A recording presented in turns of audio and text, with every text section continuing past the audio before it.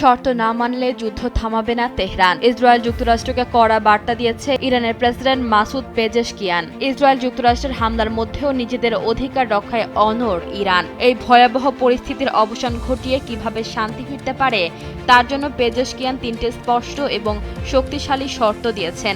তিনি সাফ জানিয়ে দিয়েছেন, ইরান যুদ্ধ চায় না, কিন্তু মাথা নতও করবে না।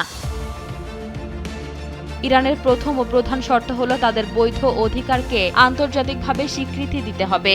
ইরান মনে করে পশ্চিমা শক্তিগুলো বারবার তাদের ওপর অন্যায় চাপ সৃষ্টি করছে, তাই প্রকৃত শান্তি চাইলে ইরানকে একটি স্বাধীন ও সার্বভৌম রাষ্ট্র হিসেবে সম্মান জানাতে হবে এবং তাদের ন্যায্য পাওনা বুঝিয়ে দিতে হবে।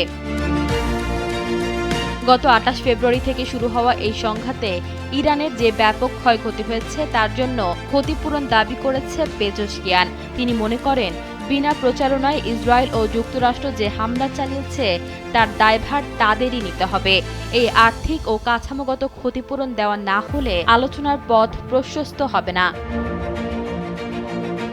শুধু মুখে শান্তি বললে হবে না, এর জন্য প্রয়োজন শক্ত প্রতিশ্রুতি।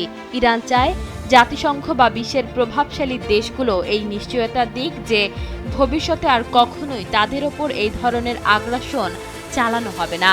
পেজেশকিয়ানের মতে, এই নিশ্চয়তা ছাড়া যে কোনো শান্তি চুক্তি হবে অর্থহীন। পেজেশকিয়ান ইতিমধ্যে রাশিয়া ও পাকিস্তানের রাষ্ট্রপ্রধানদের সঙ্গে আলোচনা করেছেন। তিনি তাদের জানিয়েছেন, ইরান বরাবরই অঞ্চলে শান্তি বজায় রাখতে চেয়েছিল। বর্তমান পরিস্থিতির জন্য জায়ানবাদী শাসন ব্যবস্থা এবং যুক্তরাষ্ট্রের উস্কানি দায়ী। বন্ধু রাষ্ট্র হিসেবে রাশিয়া ও পাকিস্তান যেন এই শর্তগুলো বাস্তবায়নে ভূমিকা রাখে। ইশিতা আক্তার, সময়ের আলো।